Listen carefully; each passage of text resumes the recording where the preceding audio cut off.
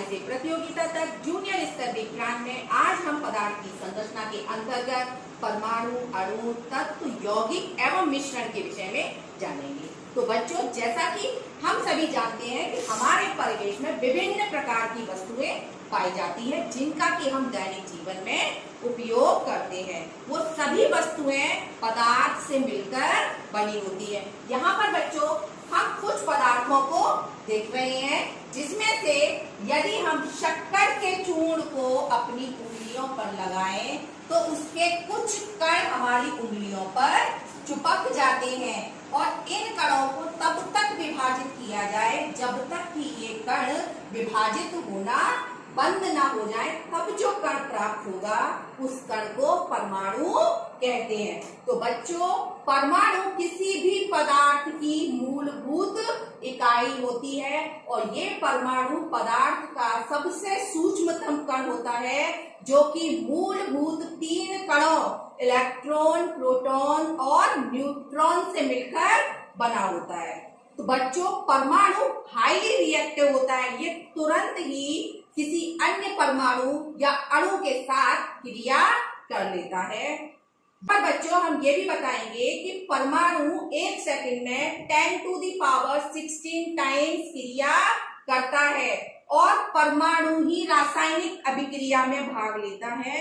अणु या यौगिक रासायनिक अभिक्रिया में भाग नहीं लेते। पहले अणु और यौगिक परमाणु में परिवर्तित होते हैं, उसके बाद जब वो परमाणु में परिवर्तित हो जाते हैं तब परमाणु ही रासायनिक अभिक्रिया में भाग लेता है। बच्चों, परमाणु के नाभिक में 2 भाग होते हैं जिन्हें कि हम प्रोटॉन और न्यूट्रॉन कहते हैं और नाभिक के चारों ओर इलेक्ट्रॉन्स कक्षा में गति करते हैं। प्रोटॉन पर धनावेश और न्यूट्रॉन पर कोई आवेश नहीं होता, जबकि इलेक्ट्रॉन पर ऋणावेश होता है। बच्चों, क्या परमाणु एक ही प्रकार के होते हैं? चलिए इसके विषय में जानते हैं। जैसे जैसे बच्चों प्रोटॉनों की संख्या नाभिक में बढ़ती जाती है, वैसे वैसे ही परमाणु का आकार बढ़ता जाता है। यहाँ आप देखेंगे कि परमाणु के नाभिक में जिस प्रकार से प्रोटॉनों की संख्या बढ़ रही है, वैसे ही परमाणु का आकार भी आपको बढ़ता हुआ दिखाई दे रहा है। जिस तरह से हाइड्रोजन के नाभिक में प्रोटॉनों की संख्या कितनी है? 1, तो उसका आकार छोटा है। हीलियम के नाभिक में प्रोटॉनों की संख्या कितनी है? 2, इसीलिए इसका आकार हाइड्रोजन से थोड़ा सा बड़ा है। इसी प्रकार आप देखेंगे कि जैसे जैसे परमाणु के नाभिक में प्रोटॉनों की संख्या बढ़ती है तो परमाणु का आकार भी बढ़ता जाता है। अब तक ज्ञात परमाणुओं में कुल 118 प्रकार के परमाणु मौजूद हैं जिनका की आकार भी अलग अलग होता है। तो परमाणु के नाभिक में, जैसा कि अभी आपको बताया कि परमाणु के नाभिक में प्रोटॉनों की संख्या जैसे जैसे बढ़ती जाती है तो उसका आकार भी वैसे ही बढ़ता जाता है। 118 प्रकार के परमाणु के एक प्रकार को ही हम क्या कहते हैं? तत्व। ध्यान देने वाली बात है कि जो 118 प्रकार के जो हमारे परमाणु मौजूद हैं उसके एक प्रकार को ही हम क्या कहते हैं? तत्व। यदि हम हाइड्रोजन के बहुत सारे परमाणु ले लें, क्या ले लें? बहुत सारे परमाणु ले लें, तो उसे हम क्या कहेंगे? तत्व ही कहेंगे, क्योंकि उसमें एक ही प्रकार के परमाणु उपस्थित हैं। साथ ही बच्चों, किसी पदार्थ में एक ही प्रकार के परमाणु हैं तो उसे हम तत्व कहते हैं। इतनी बात क्लियर हुई? आइए आपको तत्व के विषय में थोड़ा और विस्तृत रूप से बताते हैं। बच्चों, हमारे पास कुछ पदार्थ रखे हुए हैं, तो क्या आप इन पदार्थों को देखकर बता सकते हैं कि ये कौन कौन से पदार्थ हैं? Yes ma'am. बेटा आप बताओ। कॉपर, लोहे का चूर्ण। आप बताओ। नमक, शक्कर। और बेटा आप बताओ। ये गंधक। गंधक। बहुत सुंदर बच्चों। हमारे आसपास के परिवेश में जो भी पदार्थ उपस्थित होते हैं वो सभी पदार्थ छोटी छोटी मौलिक इकाइयों से मिलकर बने होते हैं, जिन्हें हम क्या कहते हैं? तत्व कहते हैं। तो तत्व वे शुद्ध पदार्थ होते हैं जो कि एक ही प्रकार के परमाणुओं से मिलकर बने होते हैं, जैसे सोना, ऑक्सीजन, लोहा और उसके अलावा मैग्नीज, क्लोरीन, सल्फर, आयोडीन, ये सब हमारे क्या हैं? तत्व हैं। अब जैसे बच्चों, तो अब तक वैज्ञानिकों द्वारा 118 तत्वों की खोज की जा चुकी है और वो सभी 118 तत्व हमको किसमें देखने को मिलते हैं? आवर्त सारणी में। और ये आवर्त सारणी में 118 तत्व उपस्थित हैं। लेकिन आवर्त सारणी में बच्चों हम अपनी जब हम 9th स्टैंडर्ड में पहुंचेंगे तब हम इसके बारे में विस्तृत रूप से जानेंगे। तत्वों को लिखने के लिए प्रतीकों का प्रयोग किया जाता है और ये प्रतीक लैटिन भाषा से लिए गए हैं। जैसे ऑक्सीजन, ऑक्सीजन को लैटिन भाषा में ऑक्सीजनियम बोलते हैं, इसीलिए इसके पहले लेटर ओ को प्रतीक के रूप में लिया गया है। लोहा, लोहा को लैटिन भाषा में फेरम बोलते हैं, इसीलिए प्रतीक के रूप में लोहा को लिखने के लिए इसके फेरम वर्ड के पहले लेटर और दूसरे लेटर को लिया गया है। सोना को लैटिन भाषा में औरम बोलते हैं, इसीलिए प्रतीक के रूप में इसके पहले लेटर ए और यू को लिया गया है। एक अति विशेष बात जो कि ध्यान देने योग्य है कि जब भी हम प्रतीकों को लिखते हैं तो इसके बच्चों पहले लेटर को कैपिटल फॉर्म में लिखते हैं। अगर वो सिंगल है, अगर वो लेटर केवल सिंगल फॉर्म में है, जैसे ऑक्सीजन, तो इसको तो हम कैपिटल में लिखेंगे। लेकिन यदि वो दो लेटर हैं उसके साथ में, जैसे कि आयरन या औरम, तो इसका पहला लेटर हम कैपिटल लिखेंगे और दूसरा लेटर हम स्मॉल लिखेंगे। यहाँ पर जो आप आवर्त सारणी देख रहे हैं, आप यहाँ देख रहे हैं H for hydrogen, HE for helium, Li for lithium, Be for beryllium, B for boron, C for carbon, N for nitrogen, O for oxygen, F for fluorine. और हम एक बहुत ही रोचक विधि लेकर आए हैं जिसके माध्यम से हम तत्वों के नामों को जानेंगे। आज यहाँ पर देख रहे हैं, जैसा कि हमने अभी आपको बताया कि hydrogen, helium, lithium, beryllium, boron, carbon, nitrogen, oxygen and fluorine और नियोन। हम भूल जाते हैं कि इसको क्या कहते हैं, है ना? तो इसका एक ट्रिक है, कैसे याद करेंगे? H for high, HE for hello, LE for listen, BE for B and B for B, C for C, N for news, O for on, F for Friday, N for night. कहने का mean है कि hi, hello, listen, BBC news on Friday night. H for high, high means hydrogen. HE for hello, hello means helium. LE for listen, listen for lithium.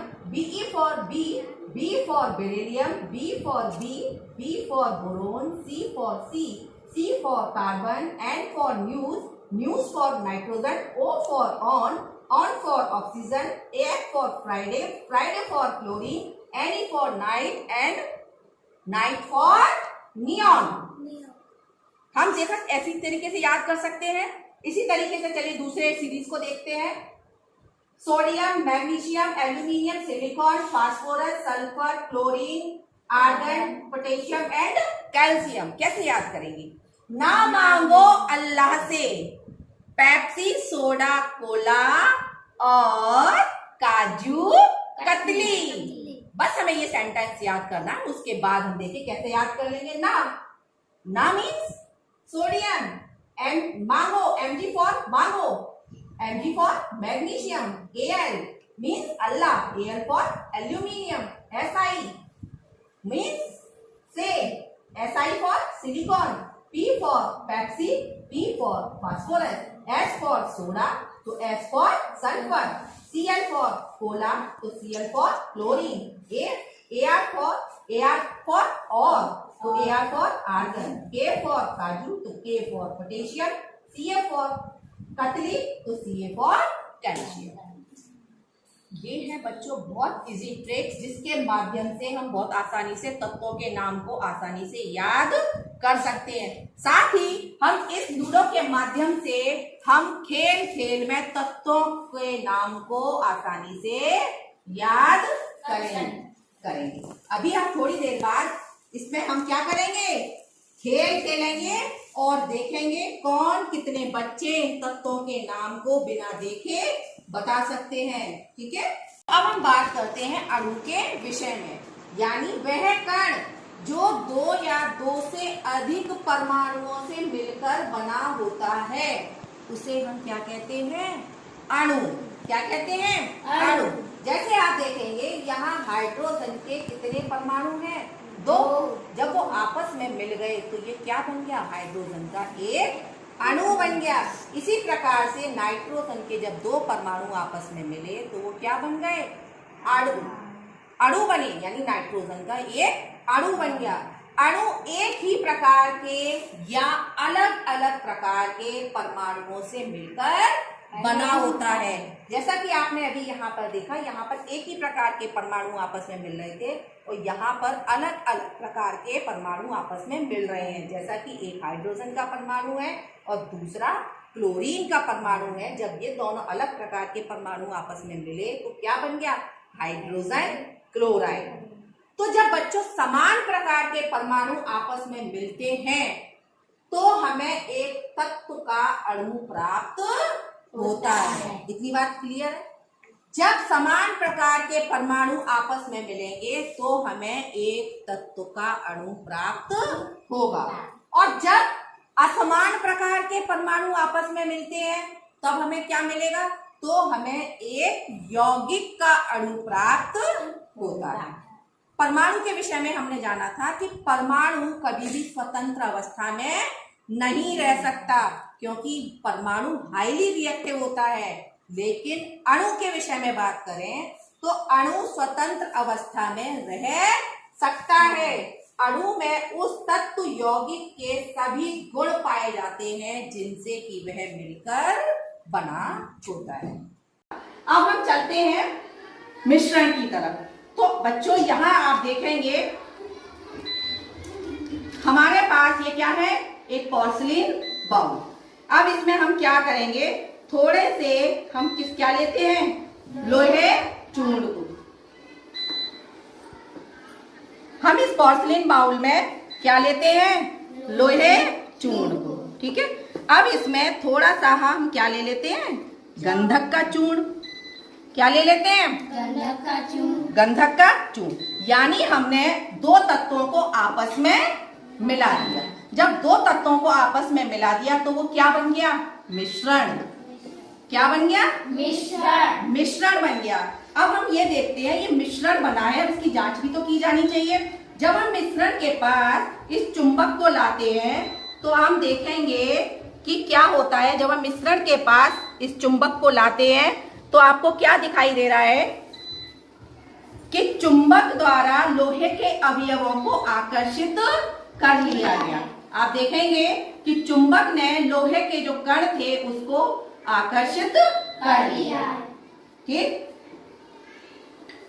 गंधक को क्यों नहीं आकर्षित किया बच्चों, क्योंकि गंधक में चुंबकीय गुण नहीं है, लेकिन लोहे के कणों में क्या है, चुंबकीय गुण उपस्थित होता है। लेकिन जब इन दोनों अवयवों को जब हमने मिला दिया, जब इन हमने दोनों तत्वों को आपस में मिला दिया तो ये क्या बन गया, मिश्रण। और इसके बाद जब हम चुंबक लेकर आए तो चुंबक द्वारा लोहे के कण को आकर्षित कर लिया गया, लोहे के अवयवों को आकर्षित कर लिया गया, लेकिन गंधक के अवयवों को आकर्षित नहीं किया। तो यहाँ हम कह सकते हैं कि जब 2 या 2 से अधिक पदार्थों को, हमने यहाँ पर कितने पदार्थों को मिलाया, अभी 2 पदार्थों को, हम 2 से अधिक पदार्थों को भी आपस में मिला सकते हैं। यानी जब 2 या 2 से अधिक पदार्थों को किसी भी अनुपात में, एक ध्यान देने वाली बात है कि हमने यहाँ पर बच्चों नापा नहीं था, मापन नहीं किया था, हमने सिर्फ एक अंदाजे से इसमें ले लिया था। एक अनुपात होने के लिए एक निश्चित मात्रा का होना बहुत जरूरी है, लेकिन मिश्रण में किसी भी मात्रा का होना जरूरी नहीं है। तो जब किसी भी अनुपात में मिला दिया जाता है तो उसे मिश्रण कहते हैं। आगे देखेंगे हम, मिश्रण में उनके अवयवी तत्वों के गुण उपस्थित होते हैं। जैसा कि आपने अभी देखा, ये जब मिश्रण बन गया था तो इस मिश्रण में बनने के बाद लोहे को अपने अवयव की जो गुण थे उसको खो देना चाहिए था, लेकिन उसने नहीं खोया। गंधक को अपने अवयवी गुणों को खो देना चाहिए था, उसने नहीं खोया। तो मिश्रण जो भी होता है उसमें उपस्थित जितने भी हमारे पदार्थ होते हैं या तत्व होते हैं उनके सभी गुण उपस्थित होते हैं। मिश्रण के अवयवों को उनके गुणों के आधार पर अलग किया जा सकता है। जैसा कि हमने अभी करा, हमने क्या किया, लोहे के अवयवों को हमने चुंबक के द्वारा अलग कर लिया गया। मिश्रण में किसी भी मिश्रण से उसके जो भी अवयव उसमें उपस्थित हैं किसी भी भौतिक विधि या रासायनिक विधि द्वारा हम अलग कर सकते हैं। साथ ही बच्चों, मिश्रण में उपस्थित तत्व के परमाणुओं के मध्य निश्चित अनुपात नहीं होता है। निश्चित अनुपात नहीं होता है।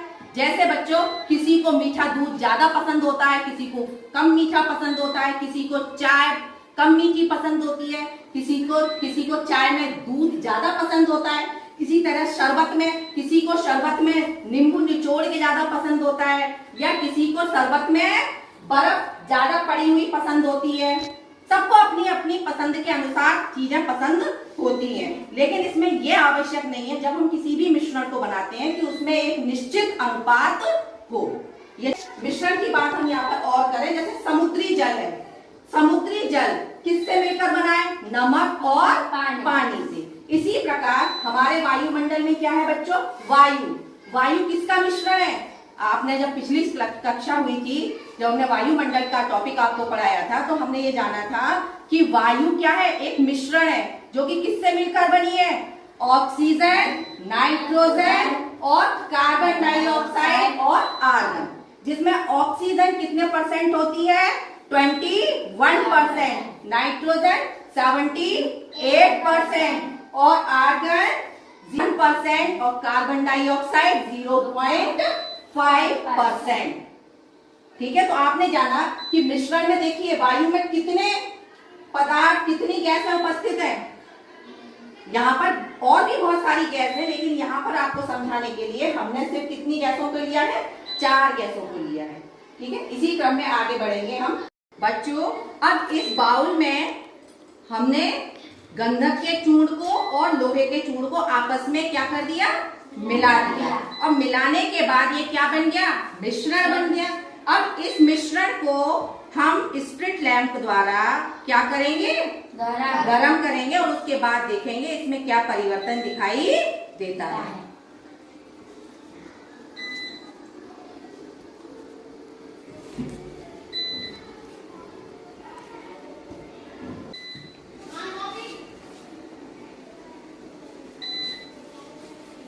बच्चों, अब देखते हैं जब हमने इसको ताप द्वारा गंधक और लोहे के चूर्ण को जब गर्म किया तो उसके बाद इसमें क्या हुई? अभिक्रिया हुई। जब इसमें रासायनिक अभिक्रिया हुई तो एक नया पदार्थ मिलकर क्या हो गया? तैयार हुआ। अब देखते हैं जब इस नए पदार्थ के नजदीक जब हम चुंबक को लेकर जाते हैं तो इसमें आपको कुछ परिवर्तन दिखाई दे रहा है? नहीं। कोई परिवर्तन दिखाई दे रहा है? नहीं। जबकि इससे पहले इसी गंधक के चूर्ण और लोहे के चूर्ण के पास में जब हम चुंबक को पास में लेकर आए थे तो चुंबक द्वारा लोहे के अवयवों को आकर्षित कर लिया गया था। और जब हमने इसी मिश्रण को क्या दे दिया? एक उच्च ताप दे दिया, यानी जब हमने स्प्लिट लैंप के द्वारा इसको गर्म कर दिया और तो क्या हुआ? उसमें एक अभिक्रिया हुई, रासायनिक अभिक्रिया हुई। और जब कि दो तत्वों को आपस में एक निश्चित अनुपात में मिला देते हैं तो क्या बनता है? एक यौगिक का निर्माण होता है। क्योंकि अब यहाँ पर कौन सा यौगिक बना? Iron sulphide. क्योंकि लोहे का प्रतीक क्या है? Fe और सल्फर का क्या है? F। तो जब इन दोनों के बीच अभिक्रिया हुई तो एक हमारे पास जो नया पदार्थ मिलकर हमको मिला वो क्या बना? Iron sulphide. और उसकी जांच हमने कैसे की? जब हम चुंबक को इसके पास लेके जा रहे हैं तो चुंबक द्वारा किसी भी अवयव को आकर्षित नहीं किया गया। तो यौगिक, इसको जानते हैं हम थोड़ा और अच्छे से कि जब दो या दो से अधिक तत्वों को निश्चित अनुपात में मिलाया जाता है तो यौगिक का निर्माण होता है। अभी हमने कितने तत्वों को मिलाया था? दो तत्वों को मिलाया था, जैसे जल, नमक, एल्यूमिनियम ऑक्साइड आदि। जैसे आप देखेंगे नमक का क्या रासायनिक सूत्र होता है? NaCl। क्या सूत्र होता है? NaCl। क्योंकि नमक सोडियम सोडियम और Cl क्लोरीन, जब इन दोनों को आपस में मिला दिया जाता है, लेकिन जैसा कि हमने अभी जाना था निश्चित अनुपात में, तो इन दोनों के मध्य कितना अनुपात है? 1:1। क्योंकि यहाँ पर सोडियम का 1 परमाणु है और क्लोरीन का भी कितने परमाणु है? 1। जब दोनों के 1-1 परमाणु है तो इन दोनों के मध्य कितना अनुपात हुआ? 1:1। इसी तरह यदि हम जल की बात करें तो आप यहाँ देखेंगे, यहाँ पर हाइड्रोजन के कितने परमाणु हैं? 2। हाइड्रोजन के कितने परमाणु हैं? 2। और ऑक्सीजन के 1 परमाणु। तो इन दोनों के मध्य हाइड्रोजन के कितने परमाणु? 2। तो इनके मध्य कितना अनुपात होगा? 2:1। तो हाइड्रोजन और ऑक्सीजन परमाणुओं के मध्य 2:1 का अनुपात होता है। बच्चों, तो हमने जाना कि जब दो या दो से अधिक तत्वों को आपस में मिला दिया जाता है, जब दो या दो से अधिक तत्वों को एक निश्चित अनुपात में मिला दिया जाता है तो यौगिक का निर्माण होता है। जैसे हमारे हाथ में ये क्या है?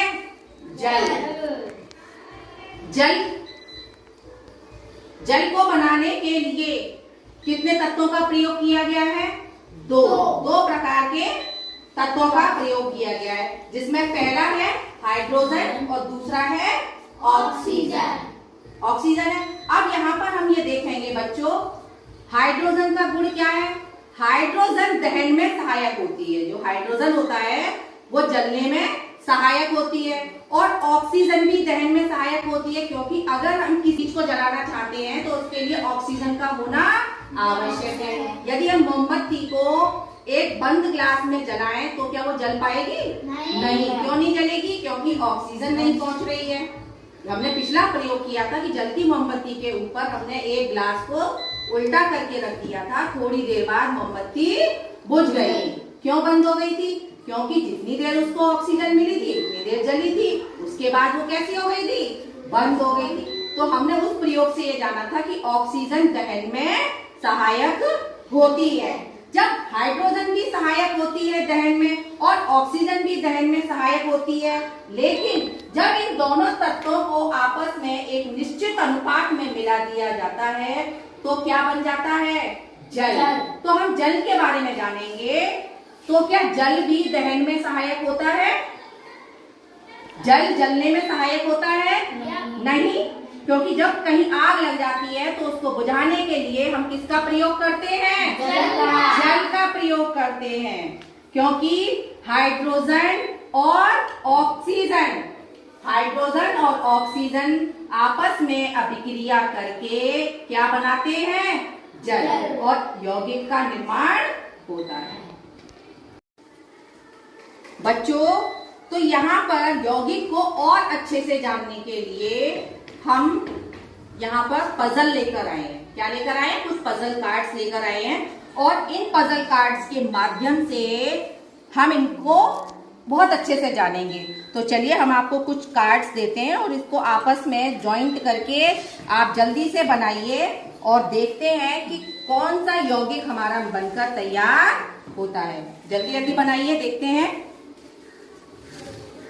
पजल तो आपने बचपन में भी बनाई होंगी, क्योंकि हर शनिवार को आप गतिविधि करते हैं, पजल गेम खेलते हैं, तो निश्चित ही आप पजल को कंप्लीट कर पाएंगे।